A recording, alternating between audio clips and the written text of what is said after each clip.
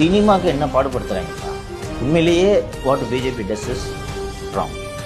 ஆனால் அந்த ஆர்எஸ்எஸ் லீடர்கிட்ட பேசிட்டு சொல்றாரு இதானே அரசியல், நாங்கள் அப்படிதான் கேட்போம். கூட்டணி வந்தால் படம் ரிலீஸ் ஆகும், என்ன ராஜா சொல்றேன்னு கேட்போம். அப்படிதான் பண்ணுவோம். அரசியல் நியாய தர்மத்துக்குலாம் இடம் இருக்கா? இல்லை சார். திரு விஜய் அவர்கள் வந்து கிராஃப் ஏறும் அப்படின்னு சொல்லிட்டு சுத்தி இருக்கிற நம்ம இப்ப பாரு ஜீவா கையை முறுக்குவான் பாரு அப்படின்னு சொல்லிட்டு நம்ம ஏத்தி விடலாம்.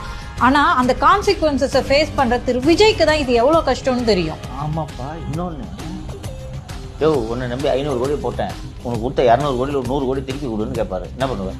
ஒன்னால்தான் இந்த பிரச்சனை. ஃபியூச்சர்ல வந்து திரு விஜய் அவர்கள் நடிக்கணும்னு முடிவு பண்ணா ப்ரொடியூசர்ஸ் பயப்படுவாங்கல்ல சார்? பயப்படுறது மட்டும் இல்லாம, ஆமா இன்னைக்கு நீங்க அரசியல் சாயம் பூசிக்கிட்டீங்க. ஐயோ, விஜயை வச்சு படம் எடுத்தா எந்த படத்துக்கும் சென்சார் சர்டிபிகேட் தராது.